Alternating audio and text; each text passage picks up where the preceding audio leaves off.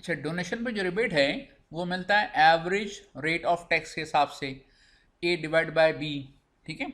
अच्छा, तो ए इसमें क्या है, ए आपके पास है tax liability before rebate on donation, और जो बी है वो है टैक्सेबल इनकम, टोटल इनकम नहीं, टैक्सेबल इनकम। ओके। अच्छा, तो ये एवरेज रेट के हिसाब से आपको मिलेगा। तो ये तो हो गया tax liability before donation rebate, B क्या हो गया, टैक्स इनकम। अच्छा, मल्टीप्लाई कैसे करते हैं, सी से। सी है डोनेशन की अमाउंट। अब जो डोनेशन की अमाउंट है उस पर लिमिट है, लिमिट कितनी है इसको पढ़ लेते हैं। कि डोनेशन की फिगर है वो होनी चाहिए एक्चुअल अमाउंट ऑफ डोनेशन, और अगर प्रॉपर्टी इन काइंड है तो फिर उसकी एफएमवी होगी, जो हम फॉर्मूला डिस्कस करेंगे आगे जा करके। ओके, कि एफएमवी का मतलब क्या होता है, और उसको फिर हम कंपेयर कैसे करते हैं, टैक्स 30% ऑफ टैक्सेबल इनकम, और कंपनी का केस है तो 20%। इसलिए हम सिंपली कह सकते हैं कि अगर आप प्रॉपर्टी इन काइंड को छोड़ दें, कंपनी को छोड़ दें, तो इंडिविजुअल के केस में, मिसाल के तौर पर, या एओपी का केस हो, तो इंडिविजुअल के केस में फॉर्मूला क्या बनता है, जो पैरा सी हमारा है, A divide by B multiply by C, तो सी वो क्या होगा, एक्चुअल डोनेशन और 30% of taxable income whichever is lower. ठीक है। तो ए और बी तो डिफाइंड है, जो सी है उसमें आपको एक्चुअल डोनेशन की फिगर सब्जेक्ट टू कंडीशन वो आप देखें, और उसको आप कंपेयर करें किसके साथ, 30% ऑफ टैक्सेबल इनकम के साथ, and then whichever is lower. अच्छा, इस पॉइंट को समझाने के लिए अगर मैं आपको ज़रा पीछे ले जाऊं, हमने जो एग्जाम्पल डिस्कस की थी ना, ये वाली देखिए, इसको अगर हम देखें तो सुने ज़रा, ये आपका टैक्स इनकम कितनी है, 5.95 मिलियन है। ओके। तो अब ऐसे में जब आपने इस पर टैक्स वर्कआउट किया तो टैक्स की फिगर आ गई। अच्छा, यहाँ पर हमारे पास डोनेशन की फिगर कितनी है, 2 मिलियन है, अच्छा 2 लाख रुपए। लेकिन अगर एक काम करें, आप ज़रा टैक्स इनकम है 5.95 मिलियन, इसका ज़रा 30% तो वर्कआउट कर लें। ओके। तो वो 30 मिलियन की फिगर तकरीबन आ जाएगी 1.7 मिलियन के करीब फिगर आ जाएगी। ओके। तो अब ऐसे में हमने क्या करना है, विच एवर इज लोअर, तो यहाँ पे 2 मिलियन की फिगर आई पैरासी में। लेकिन फर्स्ट करें, अगर ये 2 लाख की जगह 2 मिलियन की फिगर होती, अगर 2 लाख की जगह डोनेशन की फिगर 2 मिलियन होती, तो हम यहाँ पर पैरासी में क्या लेते, 30% ऑफ टैक्स इनकम, क्योंकि एक्चुअल डोनेशन और 30% which ever is lower. Okay.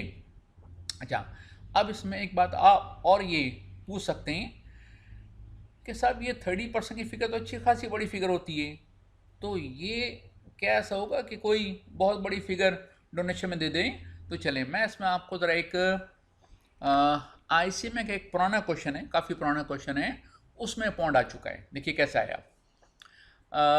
वो ये कि क्वेश्चन कुछ इस तरह से था कि एक मिस्टर ए हैं, उनकी अपनी इनकम है 10 लाख रुपए। ठीक है। और उनके दादाजी की डेथ हो गई और उनको मिल गए 5 करोड़ रुपए इनहेरिटेंस में। अच्छा, ये हम पढ़ चुके हैं चैप्टर नंबर 1 में कि इनहेरिटेंस के थ्रू जो भी एसेट मिलता है या कैश मिलता है वो टैक्सेबल नहीं होता है, तो वो तो एग्जाम्प्ट हो गया। तो 5 करोड़ रुपए एग्जाम्प्ट है, उनकी अपनी इनकम कितनी, 10 लाख रुपए। अब ऐसे में उन्होंने सोचा ये कि जब बैठे बिठाए 5 करोड़ मिल जाएं, तो चलें उसमें से 50 लाख रुपए डोनेशन में दे दो। ठीक है। तो उन्होंने डोनेशन दे दिया, कंडीशन फुलफिल कर दी। अब सुने गौर से, रिबेट वर्कआउट करने के लिए डोनेशन के ऊपर, रिबेट वर्कआउट करने के लिए ऐसी कोई कंडीशन नहीं है कि donation must be paid out of taxable income, ऐसा कुछ नहीं है। ठीक है। अगर कोई जो है वो इनहेरिटेंस के पैसे का डोनेशन देता है, वो अपनी टैक्सेबल टैक्स लायबिलिटी में से रिबेट वर्कआउट कर सकता है। कोई पुराने रिजर्व में से डोनेशन देता है, दे सकता है, रिबेट वर्कआउट कर सकता है। तो अब सुने, उस केस में इनकम कितनी है, 10 लाख रुपए, डोनेशन कितना है, 50 लाख रुपए। रिबेट वर्कआउट करने के लिए पैरासी में कितनी फिगर आएगी, 3 लाख रुपए। ओके। अच्छा, दूसरा पेन, अब ये हमने आपको थोड़ा सा एक्सपेंड किया भी है किसी एक जगह, वो ये कि जो एवरेज रेट हम इस्तेमाल करते हैं किसके लिए, डोनेशन के लिए, वो इस्तेमाल करेंगे शेयर्स के लिए। अच्छा, शेयर्स, सुकुक्स और लाइफ इंश्योरेंस, ये एक ही सेक्शन में कवर हो रहे हैं। और तीसरा सेक्शन क्या है, अप्रूव्ड पेंशन फंड। हाँ, अप्रूव्ड पेंशन फंड से पहले एक और चीज़ है, हेल्थ इंश्योरेंस, उसके लिए हम सेम फॉर्मूला इस्तेमाल नहीं करेंगे। ओके। तो हेल्थ इंश्योरेंस के लिए ए डिवाइड बाय बी इंटू सी, तो ये क्या होगा, tax liability before donation of health insurance, यानी कि शेयर्स के बाद जो टैक्स लायबिलिटी आ रही है वो इस्तेमाल करेंगे। अच्छा, दूसरा उन्होंने क्या किया, टैक्स ईयर 2021 के लिए और ऑनवर्ड एक उन्होंने चेंज मजीद किया है, वो ये कि ऊपर जो लिमिट्स हैं कितनी है, 30% है इंडिविजुअल और एओपी के केस में, 20% की लिमिट है किस केस में, कंपनी के केस में, उसको उन्होंने हाफ कर दिया है। किस केस में, अगर डोनेशन आप दें किसी एसोसिएट को, तो हमारा ये होता है कि अगर आप का अपना कोई इदारा है उसको आप डोनेशन दे रहे हैं, जिसमें आप डायरेक्टर हैं, मेंबर हैं, ओनर हैं, तो आपका एसोसिएट कहलाएगा। या आपको पता है कि कोई बिजनेस ग्रुप है, उसने अपना कोई एनपीओ भी खोल लिया, ओके, एनपीओ भी रन कर रहे हैं, तो जब उसको डोनेशन देंगे तो फिर जो भी लिमिट ऊपर अप्लीकेबल है उसका हाफ अप्लीकेबल हो जाएगा।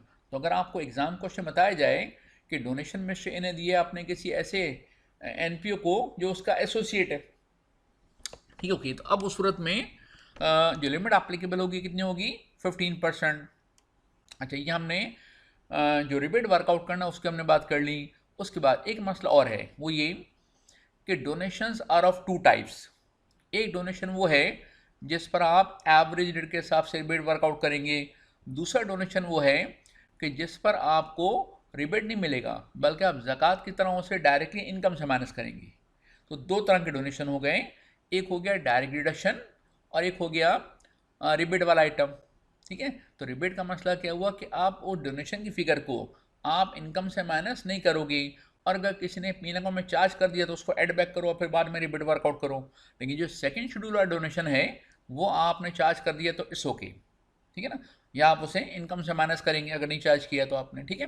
अच्छा, अब ये अलग मसला है कि इत्तेफाक की बात है कि जो डोनेशन का रिबेट वाला सेक्शन है वो भी सेक्शन नंबर 61 है, और सेकेंड शेड्यूल में जाकर के जहाँ डायरेक्ट डिडक्शन की बात की वो भी 61 है, लेकिन वो क्लॉज है, ये सेक्शन नंबर है, ओके।